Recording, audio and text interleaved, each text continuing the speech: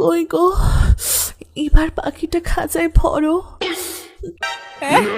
আমি তো কখন বলে দিয়েছি এবার বের করবো। ধুর শান্তির ছেলে, তোকে কতবার বলেছি যখন ভরবি আমাকে বলে ভরবি, না হলে আমি বুঝতে পারি না। হাইয়া হাইয়া, আমার টুম্পা সোনা, আমার ভুল হয়ে গেছে, আমাকে ক্ষমা করে দাও।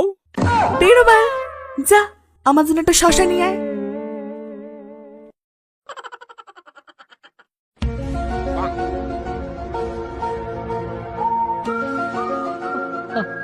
আগের বউটা পালিয়ে গেল, এবারের বউটাও মনে হয় থাকবে না।